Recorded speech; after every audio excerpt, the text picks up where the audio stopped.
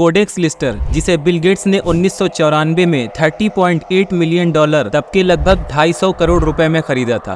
आज इस किताब की कीमत 400 करोड़ रुपए है। इस किताब के अंदर विज्ञान, शिक्षा और तकनीक का भविष्य लिखा हुआ था और इस किताब को लिखने वाले महान इंसान का नाम लियोनार्डो दा विंची था। महान इंसान मैं क्यों कह रहा हूँ, ये आपको वीडियो में आगे समझ आ जाएगा। दा विंची ने 500 साल पहले ही वो सब लिख दिया था जो हम आज के विज्ञान और तकनीक में देख रहे हैं। लियोनार्डो दा विंची एक पॉलीमैथ थे, यानी वो हर फील्ड के मास्टर थे। आज से करीब 500 साल पहले उन्होंने इंसान की बॉडी के 240 स्केच बना दिए थे, जब एक्सरे जैसी तकनीक भी नहीं थी। ये स्केच आज के मॉडर्न साइंस के स्केचेस से मेल खाते हैं और इसके पीछे का रीजन, वो अक्सर रात में कब्रिस्तान जाकर कब्रें खोदते और लाशों को निकालकर उनकी बॉडी को ऑब्जर्व करते थे ताकि समझ सके कि इंसान की बॉडी कैसे बनी है। आपके स्क्रीन पर ये सारे बॉडी के स्केचेस दिख रहे होंगे, ये उन्होंने बनाए थे। बाहुबली मूवी में भल्लाल देव का ये रथ आपने देखा ही होगा। ये मूवी कब आई थी ये भी आपको पता होगा, लेकिन देखिए रथ का डिजाइन दा विंची ने तभी बना लिया था। मतलब 500 साल पहले इनके पास असंभव इमेजिनेशन स्किल थी। और ये इटली का नक्शा जो सैटेलाइट से लिया गया है, इसका स्केच भी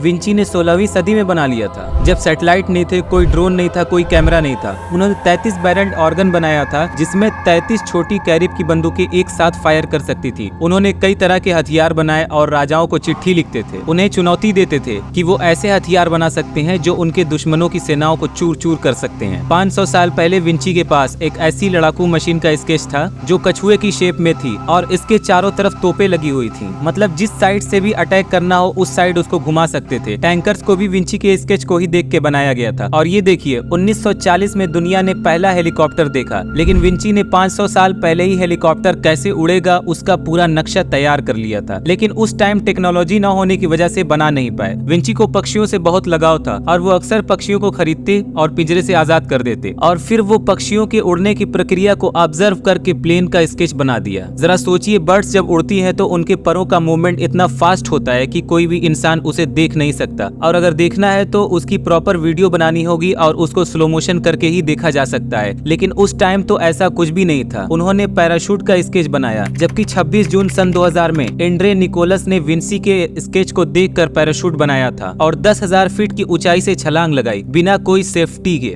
और एंड्रे निकोलस जब सही सलामत लैंड कर गए तब ये साबित हो गया कि विंची का स्केच सही था। अगर मैं आपको वो इन्फॉर्मेशन दे पा रहा हूँ जो आपको पहले से पता नहीं थी तो वीडियो को लाइक कर सकते हैं। और ये सेल्फ ड्राइविंग कार अभी कुछ टाइम पहले टेस्ला ने लॉन्च करी है, लेकिन विंची ने एक सेल्फ ड्राइविंग व्हीकल का मॉडल बनाया था जिसका नाम इन्होंने रखा था सेल्फ प्रोपेल्ड कार। दुनिया में पहली कार बनी 1886 में और विंची ने काफी टाइम पहले ही कार नहीं बल्कि सेल्फ प्रोपेल्ड कार बना दिया, जिसको वो उस टाइम एक्सपेरिमेंट करके देख नहीं सकते थे। ये मोनालिसा की पेंटिंग जिसे विंची ने 14 साल में बनाया था और इसमें बाल से भी बारीक ब्रश का इस्तेमाल किया गया था और ये उनकी सबसे फेमस पेंटिंग है। लोगों का कहना था कि उन्होंने इसे अपना फीमेल वर्जन बनाया है। कुछ लोग कहते हैं कि इसमें बहुत सारे राज छुपे हैं। इस पेंटिंग की सबसे खास बात यह है कि इसका एक्सप्रेशन बताना बहुत ही मुश्किल है और अभी हम दा विंची के स्केच के बारे में उतना ही एक्सप्लेन कर पाए हैं जितना कि दुनिया अभी डेवलप हो पाई है। अभी और क्या क्या दुनिया में आना बाकी है और कौन कौन से ऐसे स्केचेस हैं जिसे इंसान समझ नहीं पा रहा है, कुछ कह नहीं सकते। बहुत सारी बातें हैं, जैसे आसमान का रंग नीला क्यों होता है, बर्ड्स इतनी देर तक हवा में कैसे रह लेती हैं। ऐसे बहुत सारे एक्सपेरिमेंट्स,